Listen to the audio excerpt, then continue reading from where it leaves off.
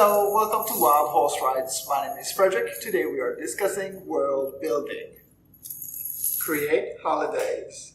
Start by creating a unique holiday with strange and interesting methods of celebrations. Holidays are inherently tied to history. When you create holidays, you can begin piecing together your world's history. Let's begin by examining a holiday we created, Sparkle Day.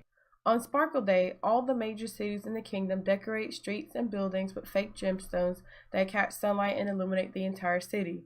They are so bright the cities can be seen from miles away. There are even competitions between cities. There are parades and food covered in crystallized, shimmering sugar flakes. The temple virgins exchange their dull gray robes for flashy gowns made of cloth of silver or gold, depending on the color scheme of their city. They weave between the crowds, throwing out small strings of gems. To the delight of the crowd, some of them are actually strands of real gemstones. In the final hours of Sparkle Day, the celebrants gather in the center of their city to watch the stars. If they see a shooting star, everyone has good luck for the next year. What can this story tell us about the history of this civilization? We can see it is fairly well off, since even faux gems can be expensive in excess. The kingdom is either rich with mineral resources or it has colonies or territories which can supply this demand. Because the crowd enjoys having real gemstones tossed to them, we can infer that there is still some scarcity of real gemstones, which is why they have value.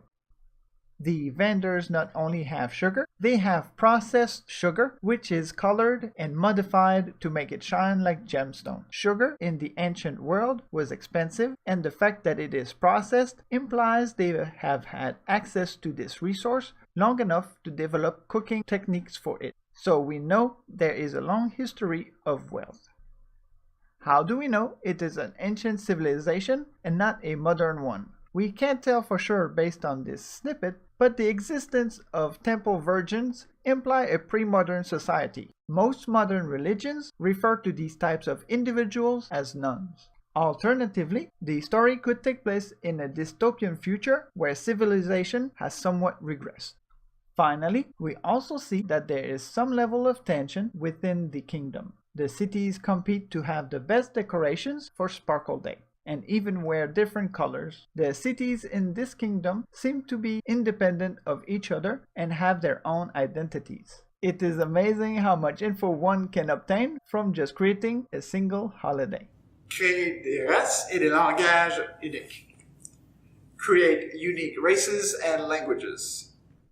Remember, if you create a new race or species, you will need to develop them from the bottom up. Your readers will not have any stereotypes or preconceived notions to rely on when trying to understand your race. You will have to give them a history, a language, a unique physiological appearance, and a culture. Creating an entire language requires a lot of linguistic knowledge and years of work. That is, if you want your language to be believable. But you don't need to create a working language. Some authors get by using a few carefully crafted swear words, exclamations, or catchphrases. If you aren't that creative, add a simple speech tag which indicates which language your characters are using. The culture of your race should be shaped by its history and possibly the physiology of your race. For example, if you make a race of giant ant people, it likely follows that they would isolate themselves from fleshy humanoids and possibly live on the ground. They might have a monarchy and serve a queen. Perhaps they have a matriarchal society because they have a female ruler. Perhaps the queen is even worshipped as a deity because she creates all life in that society. The religion of your ant people is then tied to their physiology as well.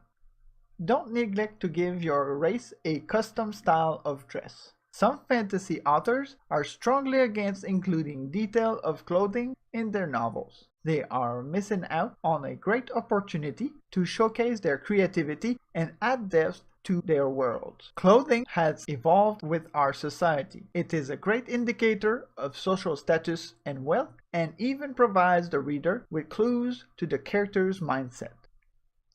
You see a clean-shaven man with closely cropped hair. He is dressed in slender off-black trousers and a tight dark shirt. He's wearing a sturdy belt lined with daggers and small vials. His boots are made of light water-resistant leather. You would probably assume he is a professional assassin or at least some type of operative. Now take the same man and put him in a baggy shirt riddled with holes. Some of them are clean cut, the rest look like moth or rat damage. His pants are in tatters. A single grimy dagger hangs from a piece of rope tied around his waist. He has a mangy beard and long, greasy, unkempt hair. Now what do you make of him? No longer is he an assassin, he is a penniless cutthroat. Let's throw our model in the shower and send him to the barber. He emerges with a fresh haircut and a neat trimmed beard.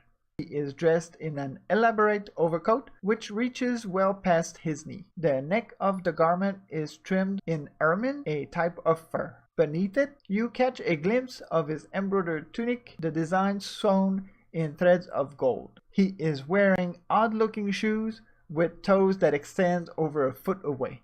Is he a killer now? Perhaps a different kind of killer. He might order his previous self to do away with you. He is clearly a man of means, and none of what he is wearing enables him to strike a killing blow. The dagger at his belt is purely ornamental, perhaps sharp enough to save his life if an assailant was foolish enough to get too close. His shoes alone would doom him if he tried to run. See how important it is to dress your characters? We learned so much about this character before he even spoke a single word. Don't have your characters all running around wearing the same generic shirt. Even if you think your fantasy story is too gritty and action-packed for more than a shirt, consider the type of armor your characters are wearing. Armor can denote accomplishments, ranks, and power. If the Black Knight your hero faces doesn't even bother covering his face, he is either insane or extremely sure of his skills. Don't be extra. If it walks like a duck, quacks like a duck, and it looks like a duck, it's not an Anaral Stena. It's a duck. If you find that your new race is very similar to an established race like elves or dwarves, it might be better just to call them by their established name. You can rely on positive stereotypes to fill in the gaps for your readers. For example, most fantasy readers assume that dwarves are short, brawny, and wield an axe. Your readers won't need to be told that your dwarf is an expert axeman, and you won't need to explain their stature. To make your race of dwarf unique, just change specific details instead of general ones. For example, instead of having your dwarves mine gold or precious stones, why not make them coal miners? By dominating a chief energy resource, your dwarves will be far more wealthy than they would be if they mined rare gems. They might have more technological advancements due to the availability of the energy source, maybe even a steampunk society. Meanwhile, their human counterparts still live a medieval lifestyle, using the expensive coal only to provide heat for the nobles' castles or the simple weapons forges they need for their knights. Map, cities, and structures. Use real-life civilizations to plan the development of your world. Most civilizations are established near rivers or water sources that expand outward. Study maps of ancient and pre-modern cities. Researchers have also put together renderings and digital maps of a variety of civilizations ranging from ancient Egypt to Tenochtitlan.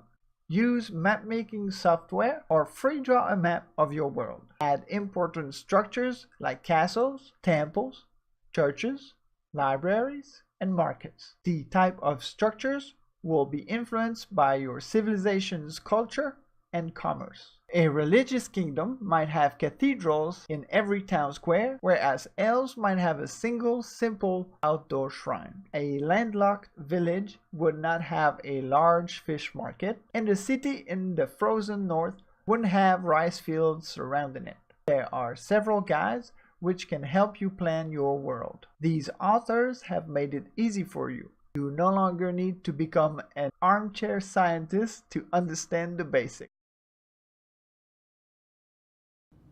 Types of government.